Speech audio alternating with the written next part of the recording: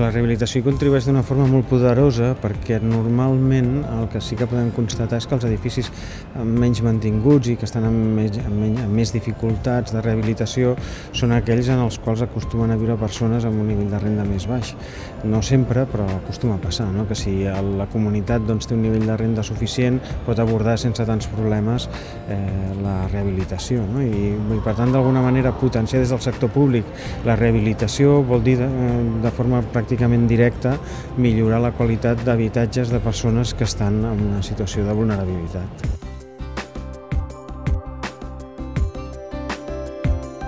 Una de les conseqüències així més intangibles que ha tingut el procés de rehabilitació ha estat aquest, no? El fet de sentir-se ells en el primer moment, sentir-se dins d'un barri que estava en un procés de degradació o d'alguna manera d'una certa depressió, per dir-ho d'alguna manera, tot i ser un barri molt actiu, amb una associació de veïns molt activa, amb ciutadans amb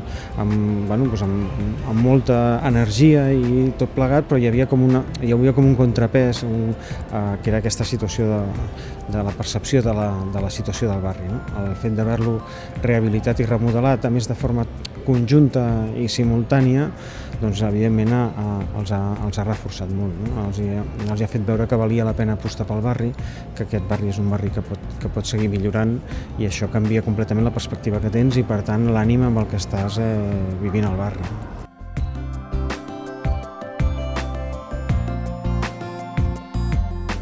Hi ha una primera barrera, que és el desconeixement del que pot ser una rehabilitació promoguda d'una manera més intensa pel sector públic. Vam haver de fer pedagogia i ens van acompanyar molts veïns que ho van entendre de seguida. Que en el moment que com a administració impulses aquest procés, doncs et veus amb les teves burocràcies, els teus reglaments, has de fer les coses a més donant molta seguretat també a tots els propietaris, visquin o no al barri, tothom ha de saber què està passant, quin és el cost, per què, d'on ve aquest cost, quina forma tenen de pagar. S'ha d'evitar, evidentment, el frau, s'ha d'evitar que hi hagi ningú que es vulgui aprofitar de tota aquesta inversió. Per tant, hi ha més un problema propi de l'administració de poder-se dotar de recursos humans i tècnics suficients per poder abordar aquest tipus de rehabilitacions que no una altra cosa.